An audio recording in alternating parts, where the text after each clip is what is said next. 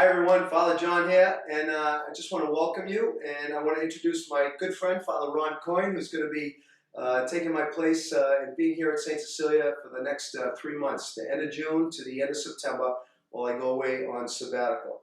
Father Coyne is the best, and we're going to have a little interaction in a few minutes. We're going to talk about a few things. I'm going to tell you how I met him, he met me, and how I think he's like the perfect person to be here over these next 3 months. So I first met Father Coyne when I was probably like in my early 20s, and I had gone on this retreat called Teen Encounter, and it was here in Boston, and I met this other priest named Father Bill Devine, who happened to be Father Coyne's classmate, and so I get to know you back then when I was actually at St. Mark's in Dorchester.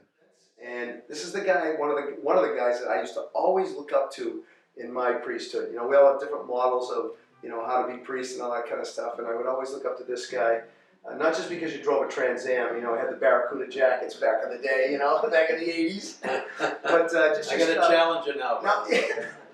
That's a car, a Dodge Challenger. Never settle for less.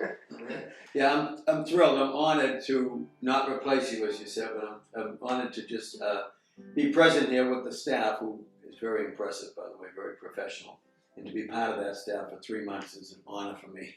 And John's reputation is just, you know, he sets the bar high. No. And all these years that I've known him since we met when he was at St. Mark's in Dorchester, as he mentioned, not just at different priest meetings and maybe retreats and whatever it might be, you know, we exchange ideas and talk and get to know each other better. And I'm flattered and honored that John felt comfortable enough to invite me to replace him over these 3 months while he's on sabbatical, and because I know the people in this community deserve to have the message that brought them here continue in a very positive way, and that's why they come here.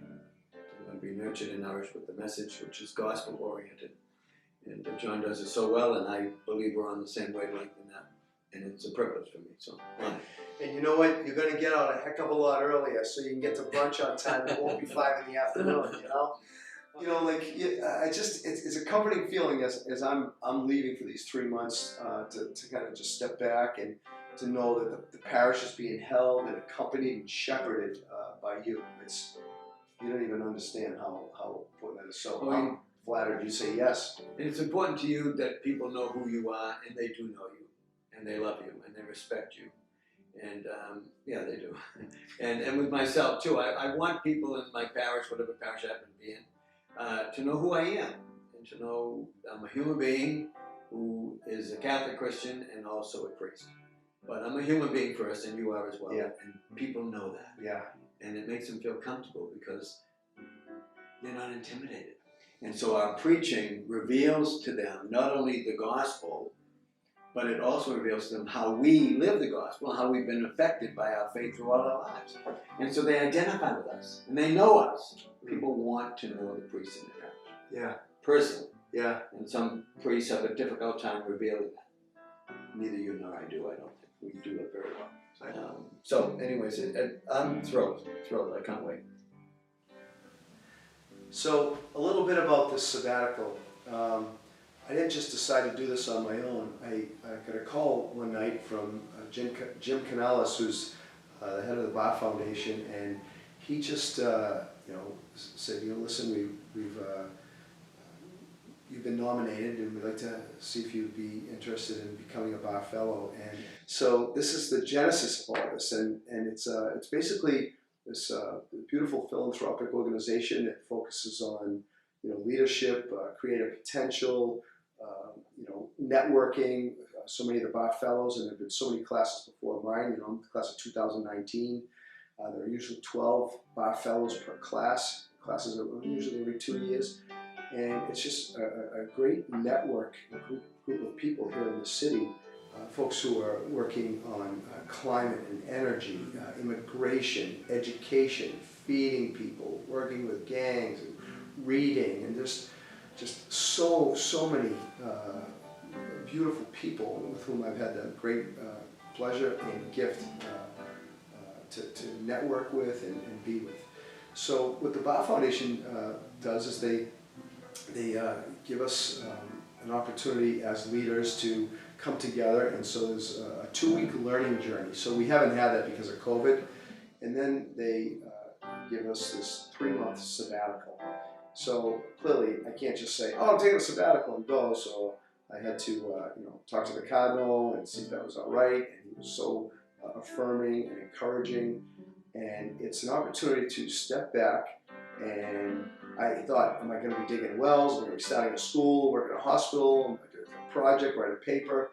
And basically, the time is to step back, to renew, recreate, re-energize, reflect. There's some other R in there too, but rest. Now you go and you're in a different place, and then you see what the creativity is that comes about, and the reflection, what that brings about. And to use our religious language, for me, it's like how the Spirit's going to kind of work and reveal and see what kind of comes up through that. I'll be making a retreat while I'm away too. Not a whole month-long retreat of no talking. We know how that went last time. Actually, it went pretty good. But I'll definitely be doing making a retreat while I'm there. I'll probably connect with some family and friends, and then I'll have some downtime. I'll have some solo time to just reflect and read, and have an espresso in the morning or something like that, and not be off to the races right away. I'm not gone yet, but I'm already having FOMO. You know what FOMO is? Fear of missing out. I'm going to miss the summer here in Boston and New England. I'm going to miss being with everybody. I'm going to miss being with. I want to be in the pews with Father Coyne's preaching, and I want to kind of be here on the team with him, that great staff. But I know I'll come back in a good way afterwards, and I'm really looking forward to the fall. So thank you. I really invite you to stay tuned. Please keep tuning in on Sundays. You're part of this community, virtually and in person. Please, sustain everything as we go forward into the summer. And I'm looking forward to the weekend of October 1st. Thanks, John. Some of you are probably wondering, how did I end up really coming to Saint Cecilia's in the Back Bay? It's somewhat a long story. Just to give you a little background on who I am and where I'm from. I grew up in Rosendale, West Roxbury, and after graduating from Catholic Memorial High School, I went to St. John Seminary in Brighton.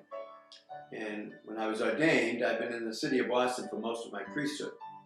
I was in Mattapan, in Dorchester, Rosendale, Charlestown. I've been in Randolph and Weymouth for a while, and then most recently in Hyde Park. I was a pastor of 3 parishes in Hyde Park: Most Precious Blood, St. Pius, and St. Anne's in Greenville. And after 5 years doing that, in 2019, I decided that I didn't need to be a pastor anymore. I'd rather serve in another way in the Archdiocese of Boston, which I had done previously a little bit, and it's called the Emergency Response Team. In fact, I'm the only one on it, by the way. If people ask what it is, I'm it. But anyways, what I do is I'm willing to serve in parishes where there's usually one priest in a parish now, for the most part. And so if something happens to that priest, either he gets sick or goes on a sabbatical or retires, whatever it might be, and they don't have another replacement right away, then I can go in and kind of fill in for a while. It could be weeks, it could be months, it could be a year. And so when I left Hyde Park in 2019, I said I'd like to go on emergency response. And so over this and coincidentally, in 2019, shortly after that, I was with John O'Neill at a Vicariate meeting, and that was when he had told you he was originally going to go on his sabbatical at that time with the Bar Foundation. And unfortunately, COVID hit, and so he didn't go on a sabbatical at that time. And so meanwhile, I've been filling in different parishes. I was in Marblehead, and I was in Hudson, I was in Millis and Midway, and most recently I was 6 months at Wilmington. And after that, again, I saw John, and he told me that finally that sabbatical was coming through, and that he would be going from July 1st to October 1st. And so we spoke with the Archdiocese of Boston, and they said, fine. They said, you can go there. You can spend the 3 months there, which I said, are you kidding me? This is like, what a privilege and an honor. So that's somewhat my story. And I have a sister and a brother, by the way, if you're wondering who my family is. I have an older sister and a younger brother. And we're very close, and we get along with each other well. And so they'll be supporting my decision-making. And So I'm looking forward to it. I really can't wait to serve with the staff here as one of the staff and learn from their wonderful ministry here at Saint Cecilia's in the Back Bay. So again, I just want to say thank you very much. What a privilege to be introduced to many of you for the first time through this video, and I appreciate the opportunity. I just want you to know that you know people by, sometimes you know people by what they have on their walls. For example, you can see pictures on somebody's wall. It tells you something about them. Also, the people we admire. There are 3 people I'd like to meet in my life. Pope Francis, Barack Obama, and Lady Gaga, to be honest with you. And I'm going to end by just quoting one of those 3, Lady Gaga, when she says, well, what I'm saying to you is, for the next 3 months, it's just you and I. Wait, what about me? The Pope, Barack Obama, Lady Gaga. It isn't just going to be you and her. You and it. It's this whole community. No, this is great. We're so psyched. We're so psyched. So just to wrap up, I'm so psyched you're going to be here, Ron. I just wanted to introduce all of you guys to Father Coyne, and I hope you can meet him not just online, but if you're here over the summer, come visit us in Boston. Come see him. Be part of the parish, be part of the worship community. Once again, I'll be gone from late June to late September. So let's say July 1st to October 1st. You know, July, August, September. It's going to be a beautiful summer for all of us, I hope. Really looking forward to getting back. And you're in great hands with this guy. Peace. See you in October.